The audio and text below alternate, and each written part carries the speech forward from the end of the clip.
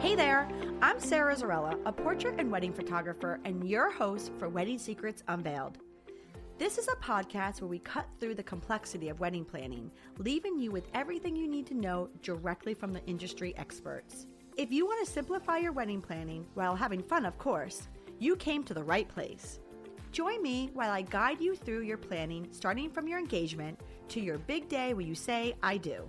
After photographing for the past 19 years, I am sharing with you tips and tricks to cut through the excess noise because I believe from the moment you said yes, your planning experience should be a magical time in your life. Here you will find episodes that are fun, stress-free, and straight to the point with a fresh, honest take on the reality of what you really need to know about planning your perfect day. Let's dive in. Welcome back to Wedding Secrets Unveiled podcast, friends. Today we have Alexandra Denniston. She is the owner of Eventlightenment Planning. We are going to talk a little bit about what the difference is of an elopement wedding, a micro wedding, and a traditional wedding. If you're trying to figure out the pros and the cons of the three different types of weddings and what the best fit for you would be, this is the podcast for you. With the growing popularity of more intimate wedding celebrations, we really talk about how to choose the best style for your wedding. So sit back, relax, and enjoy my conversation with Alexandra. Well, hello, Alexandra. Thank you for joining me. Thank you so much for having me. I'm really excited to be here.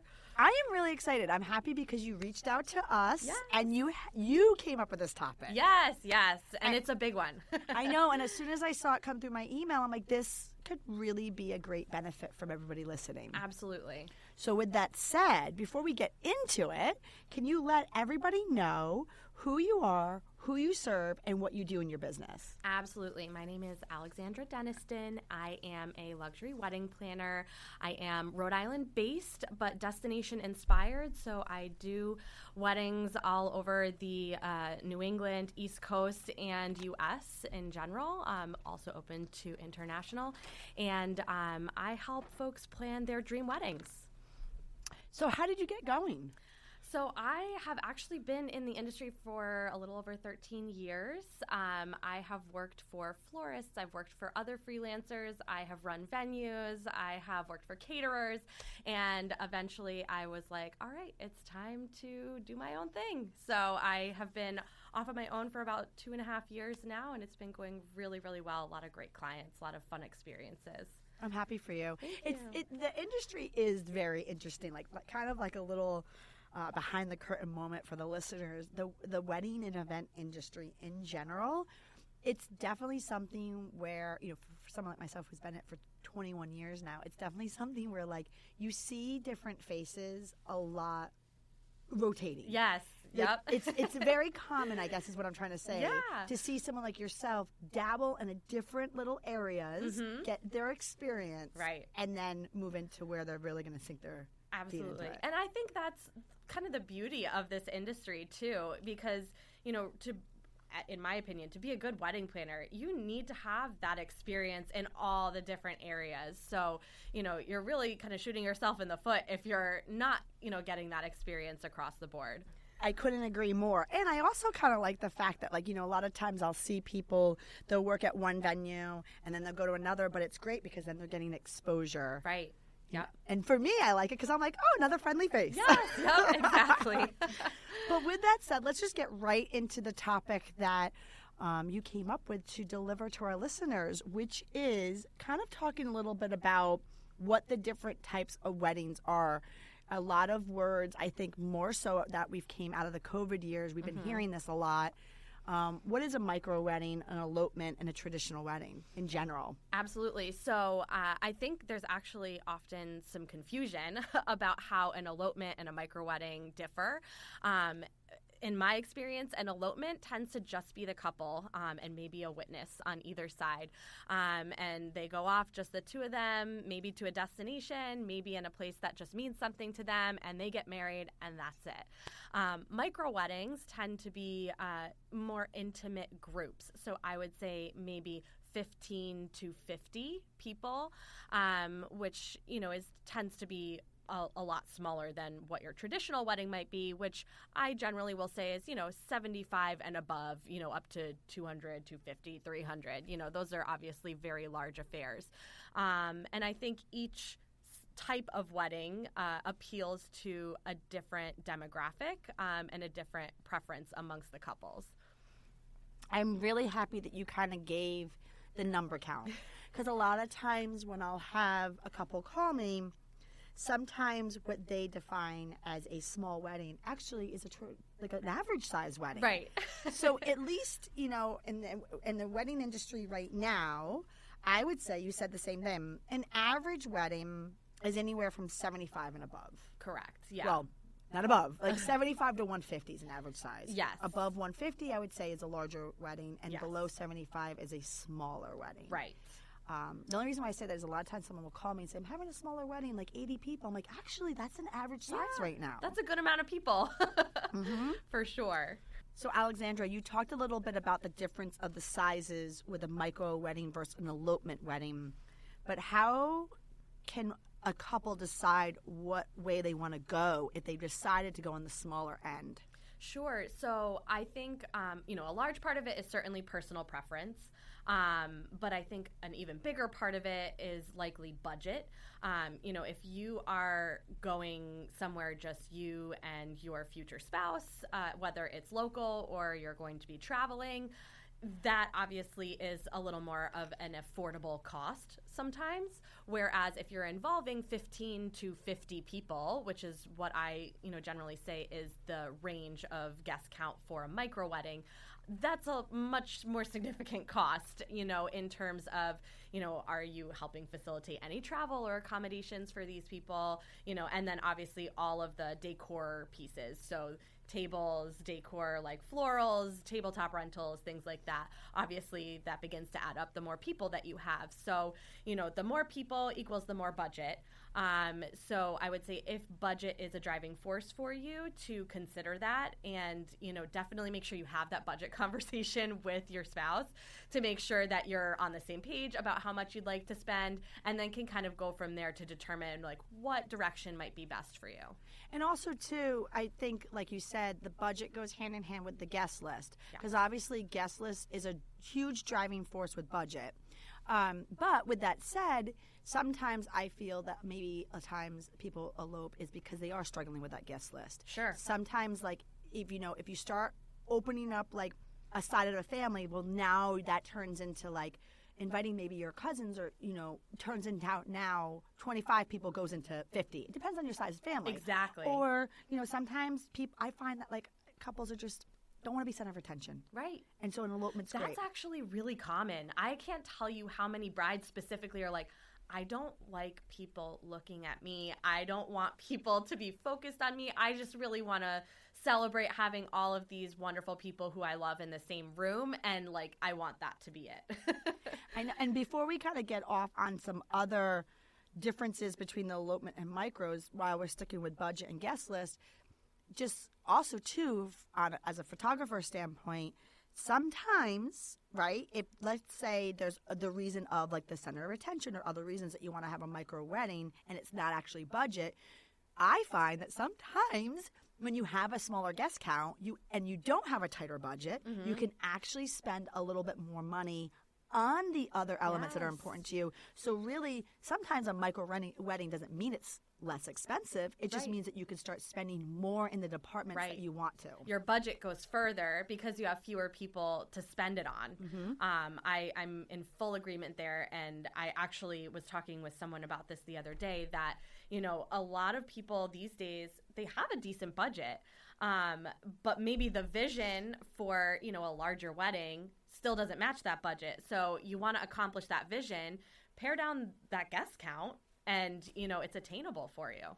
Especially to some of these micro weddings that I see, they might be out of state. So they do have, really good photographer on site. They have an event coordinator, because there's a lot of moving parts other than just the wedding itself. Exactly. There's, guest accommodations. There's the dinner the night before, or the brunch the next day. So, again, it's, yes, if you have a tighter budget, obviously a micro wedding is the way to go. But also, too, just because you have a micro wedding does not mean you can't go lavish with the decor. Right, yeah. And not even just decor. I mean, think about, folks are Italy is a huge destination, and I'm finding a lot of folks, falling between that 25 to 50 person guest count, and they're going abroad, and they're doing this like fairy tale Italian wedding or this fairy tale Greece wedding that, they wouldn't be able to do for 200 people. But, for 50, yeah, totally attainable. What are some other differences between an elopement and a micro wedding? I would say the other piece that folks want to keep in mind when they're deciding between the two, not just regarding the guest count, but the specific people who are important to you. I know there can be a lot of politics surrounding ceremonies and, you should do this, or, this is traditional, so this is how this should happen. So I think, if you have a very different vision of what your ceremony should look like, or what your, celebration should look like, as compared to what maybe your family or close friends have to say, all of the opinions come out during the wedding planning process. So I think an elopement can be a really good fit for folks that have a vision that so greatly differs perhaps from their family and friends, so they don't feel the pressure of trying to appease, other people's opinions. Because in the end, and I tell my clients this all the time, you do you. It's your wedding, and you want to look back on it and have fond memories and really be 150% happy with every decision you made. So I think that by, perhaps deciding to make it just the two of you could be the best option for people who have really different views of how it should go.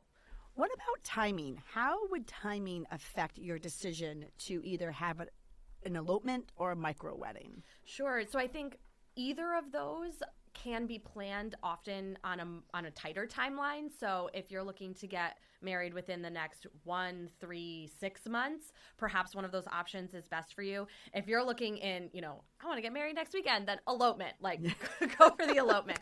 So I think because of the smaller guest counts, sometimes, not always, that can mean, less logistics, therefore making it a little bit easier for you to plan in a shorter time span. But again, especially with those micro weddings, that doesn't necessarily mean it has to be in a short time frame. You can plan a micro wedding a year out if you want to. But most especially for those elopements, I think, if you're trying to plan on a tight timeline, that can work really well in planning an elopement because it's just the two of you. There's a lot less you have to coordinate. Perhaps it's just, a really nice dinner reservation and an officiant to, get the job done, which is a lot easier to arrange in a shorter time frame. I also think it's interesting, too, because in the COVID years, that's going to be like a thing now, right? We saw a lot of people being creative with their – so let me back up for a second. I really thought that at least when the March of 2020 happened, I thought that was going to be like force me into retirement, right? No, I did. I was like, okay, here we go. Like this. All of us were like, what's going on? And then I shortly realized that, believe it or not, what I always thought was a novelty, having a photographer at your wedding, I've realized it's kind of a necessity. Right. And people want that. Not just a want, they need it. They need their memories preserved, and they need to get married. I realize you're never going to stop people from getting married. Right. So like even with the shutdowns, when the government was basically telling you like what exactly you can and can't do, people were finding ways around it. Totally.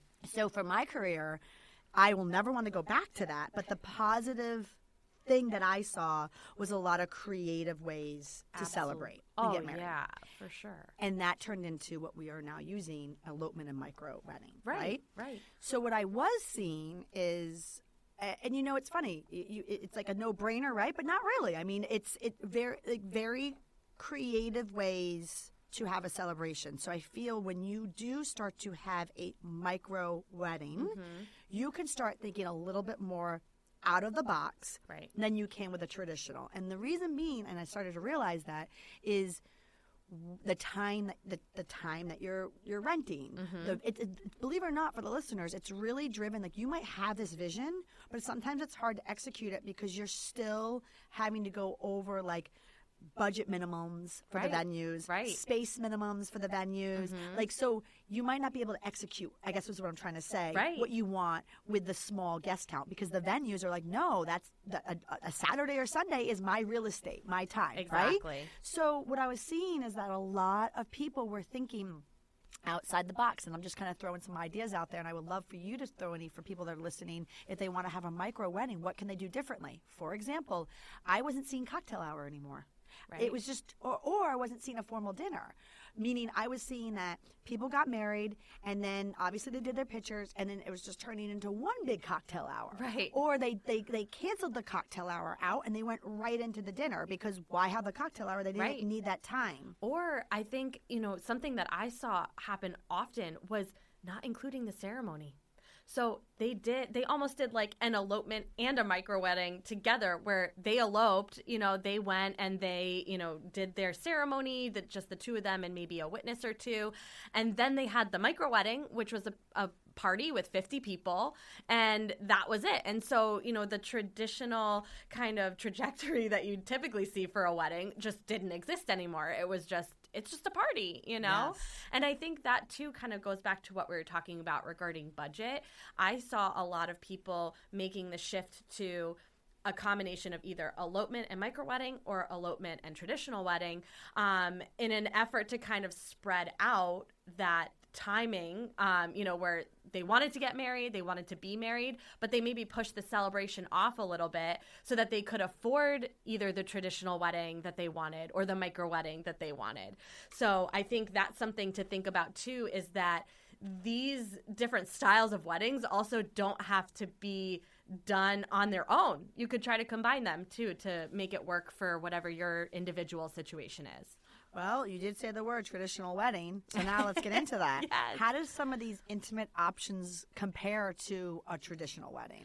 Sure. So I think the number one thing that I talk to my clients about regarding your size of your wedding is to think about the engagement with your guests. The larger the wedding, the more time that you're going to have to put into greeting people, working the room, thanking people, which for some people that might be okay. And they're expecting that, they're planning for that, no big deal. But if you are, big on the party, the more people that you have, the more time that you're taking out of, the fun stuff, so to speak.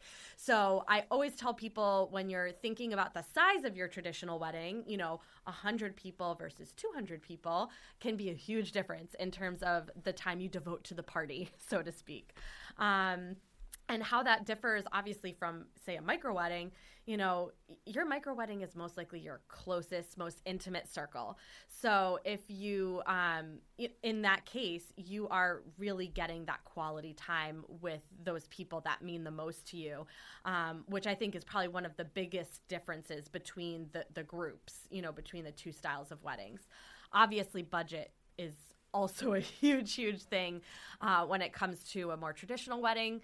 More people, more costs, larger venue, larger cost, all of those things kind of equal a bigger spend on your part. So I think, that's something to really think about from the beginning. Budget is always the very first thing that I talk to people about when they, come to work with me. And I suggest that for any couple who's going to be getting married. I don't care if you're having a micro wedding or a 300-person wedding. Figure out what you are spending first. Don't become sticker shocked later and then not know how to deal with it. I love it. It's like the big B word, budget, is a driving force with everything. So here's the thing now. There's something else that you said that I kind of want to rewind and go and revisit this is etiquette, right? So guests. The more guests you have, the more time or just time that takes to talk to them. So here's the thing. For our listeners, I got to tell you, we had our girl Pamela on. Yes. She was talking about etiquette. Right. So if you guys want to talk about etiquette, tune into that episode. But It is so important if you are hosting. It doesn't matter if you're hosting your 2 witnesses or 200 people, you do have to acknowledge them. 100%. Period. Yes. I mean, it's like you just have to, right? So a lot of times people nowadays have cut out the quote unquote receiving line. Thank goodness. So it's funny. So it's okay. So it's funny you say thank goodness, right? It's like I struggle with this, and it's so funny you just said that. That was your impulse, right? But here's the deal, like, right? Just hear me out. Half of me is wondering, like, like when you just start seeing trends come in and out, half of me is wondering, like, are we going to bring this trend back? So like, my initial gut was like, thank goodness, cut it out. Right. But now I'm starting to think, like, we need to bring it back. Here's why. Sure. I'm just hear me out, right? I'm curious. Because it gets it out of the way. Right. Boom. Out of the way. And so let me back up for a second. So we used to have and I'll get back to like the thank goodness. And you know, we could have a little short little like debate about the receiving line here. But so we had the receiving line. That got it out of the way. That's how people greeted and thanked their guests, right? It was like a line, thank you, thank you, thank you. And like, yes, they got to see people and talk to the people. Right? Then people started cutting that out, and they started doing first looks, so therefore they could go to their cocktail hour. Originally, cocktail hour was always there, so that way the couple can go take their pictures, and then they could start giving the guests some drinks and hors d'oeuvres. Well, now couples are doing quote-unquote first looks. That's, if you don't know what a first look is, I have a whole podcast episode on that one, right? I'm not even going to get into that today. And then, therefore, they were going to cocktail hour to greet and mingle with their guests, right? Yes. But now you're taking in an hour to do all that. So people think that they're going to go to their cocktail hour. No, you're not. No, you're greeting everyone. You're greeting everybody. So now, let's say you're having more of a traditional approach where you don't want to see each other. You don't, or super untraditional where you're not having this receiving line because we're cutting it out. So now you're taking pictures during your cocktail hour. So now when do you see people? Dinner. Right. You're going up to every table. So now that 4-hour rental block for your venue just turned into like 1 hour of yourself going up and it being completely like separated from sometimes your spouse because he's doing this table, she's doing that table or whatever. And when do you eat? When do you eat? So my point is I'm rambling, but what I'm trying to say is there's different pockets that you can go and have the opportunity to speak to your guests. So you're like wondering like, where am I going with this? Receiving lines. Right. Okay.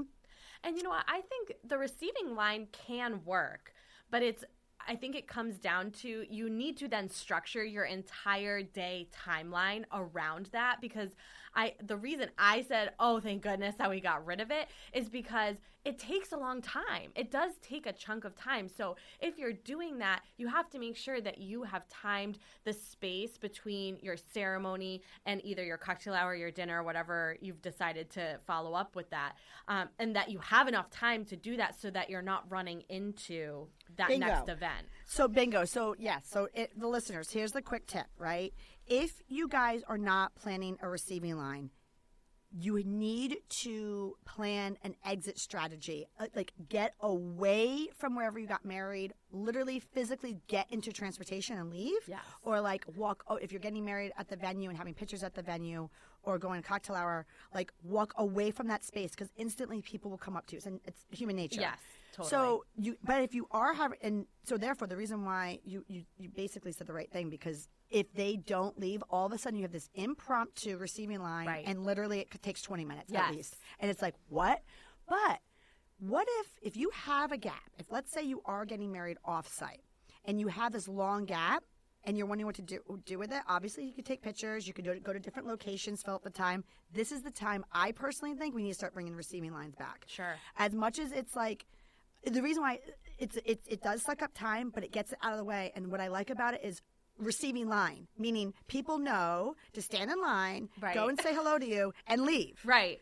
And then they don't have any further expectation either. Bingo. And no one feels slighted. Everyone's happy. Right. Everyone's been thanked, and it's all good. I see. I'm an advocate for receiving. I get it. So you see, I'm not an advocate for impromptu receiving line. Right. But I'm starting to feel like, all right, guys, we need to do this receiving line and just get it out of the way. Because the reason why I say that is I'm watching my couples and I'm really watching them struggle. Yeah. And because they genuinely want to speak to some people, and honestly, some people they don't.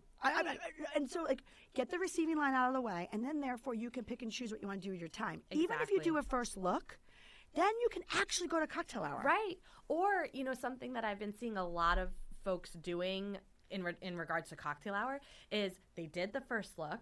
So they could go to cocktail hour, but they're choosing to spend that time with their new spouse and, going off. Maybe they're taking some photos. Maybe they're just enjoying a drink and some hors d'oeuvres, just the two of them, because they're not going to have any other time throughout the night where it's just the two of them most of the time. Absolutely. So with that said, whatever you're doing, you have to figure out a time when you are going to talk to your guest. And if that's overwhelming to you, you can go back to a micro wedding. Right. Or you can bring back hey, take my advice, bring back the receiving line. But like Alexandra said, do not do an impromptu. Make sure you plan for that, for sure. Right? All right. So what we're going to do is we're going to take a quick break. And when we get back in, we're going to talk a little bit more about traditional weddings and the micro weddings.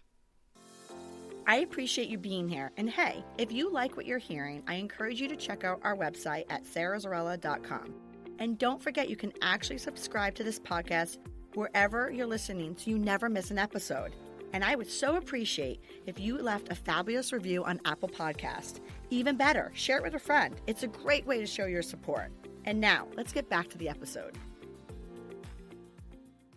All right, guys. Well, welcome back, my podcast friends.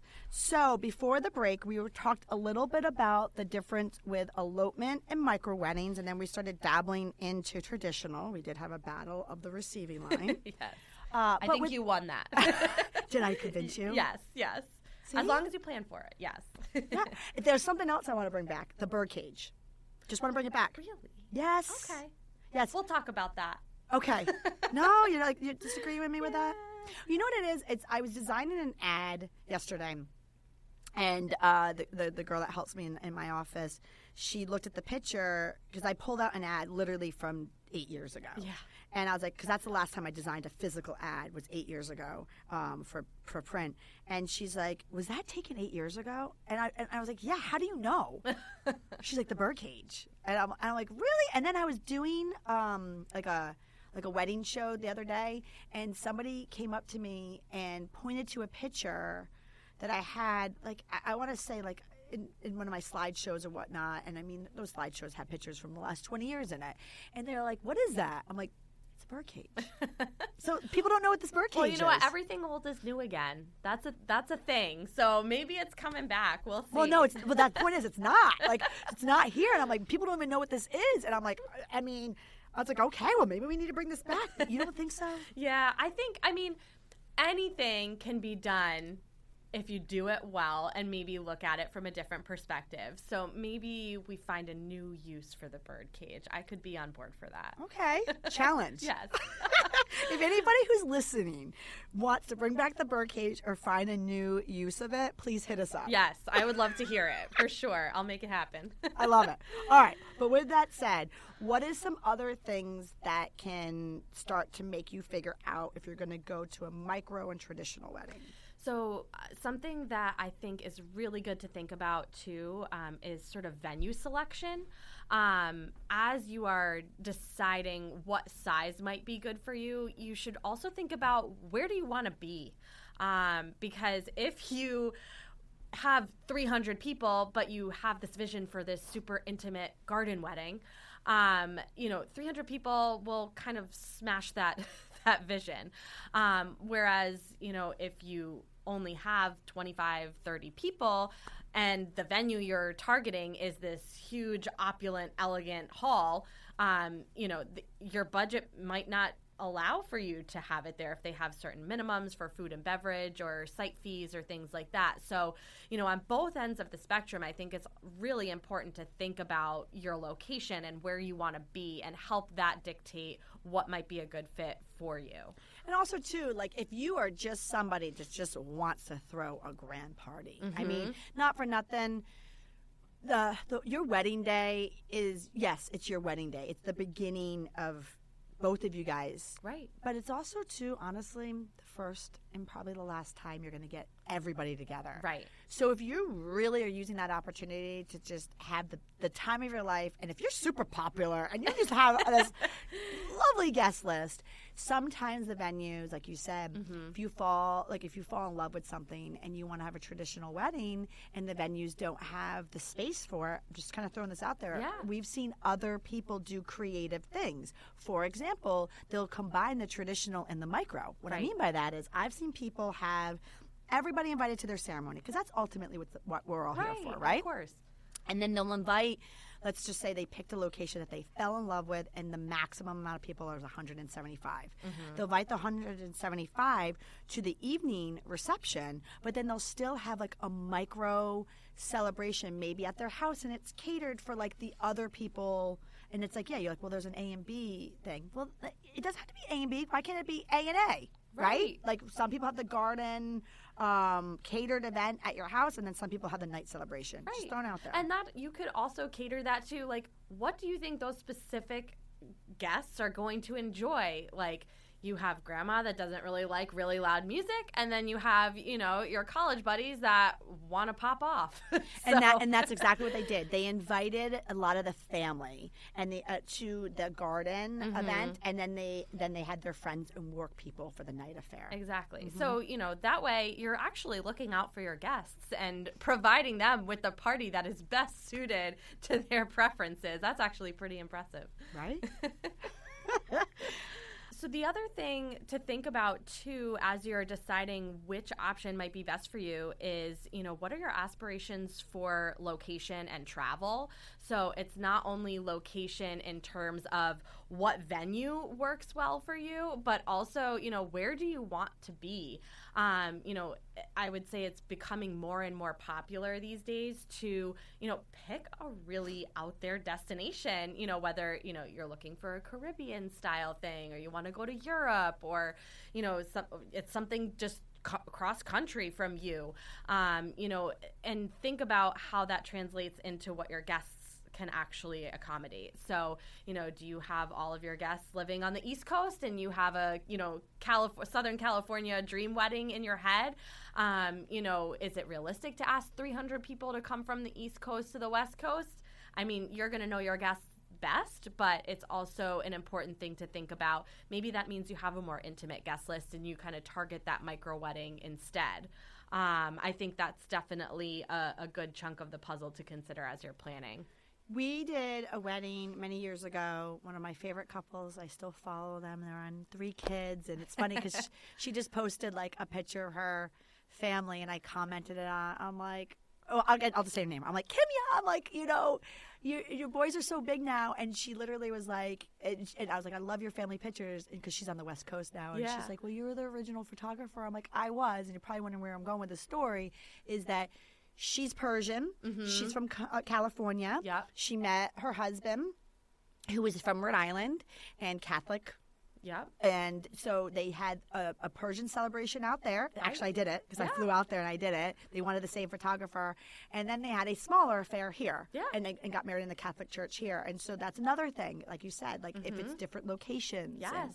But let me talk about locations quickly.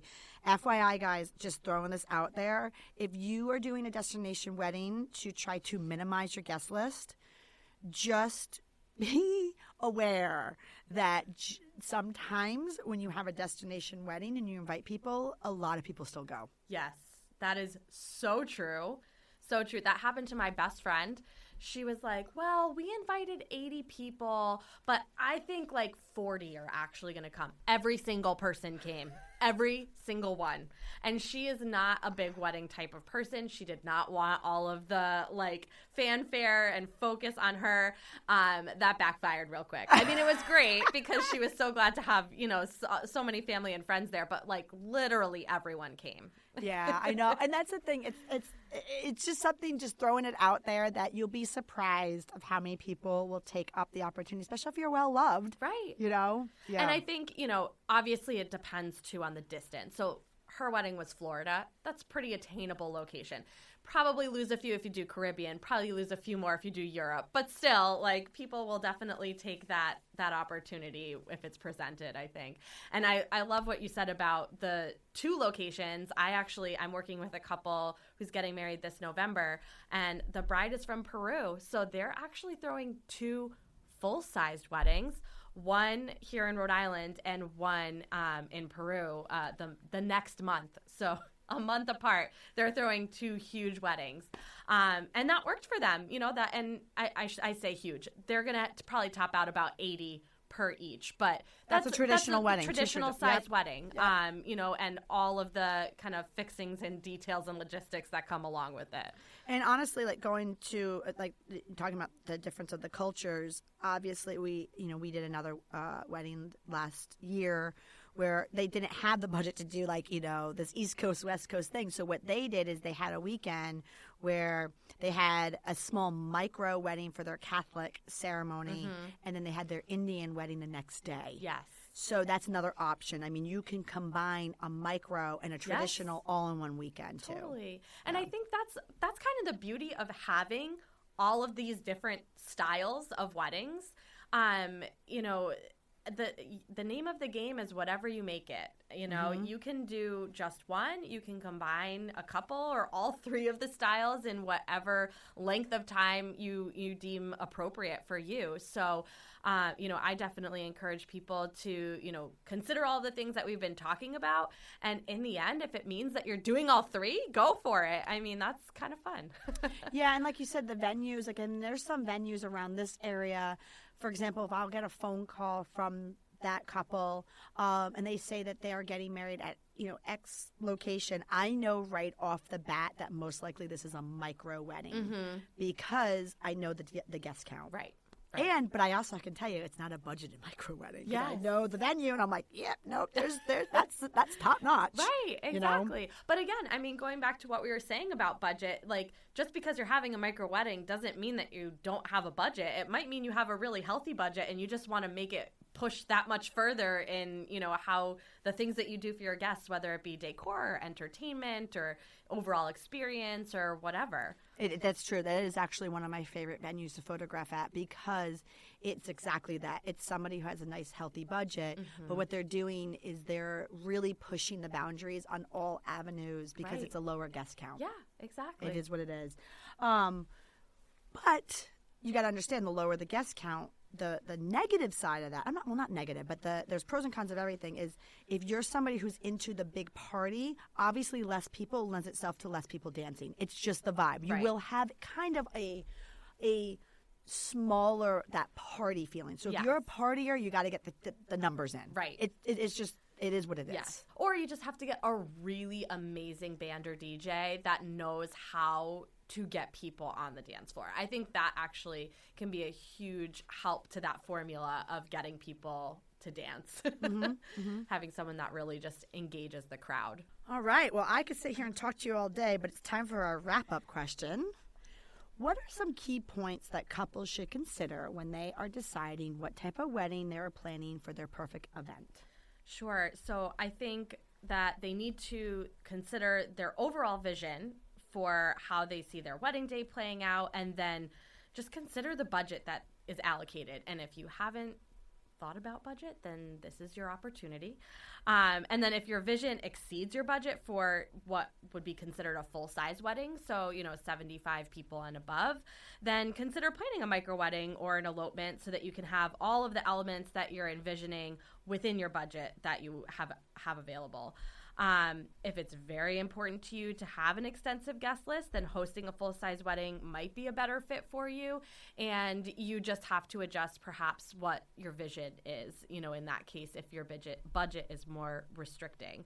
And then if you love to travel, you want to incorporate that into your wedding plans, then maybe an elopement or a micro wedding is a better fit for you, a smaller group that can go with you wherever your heart desires.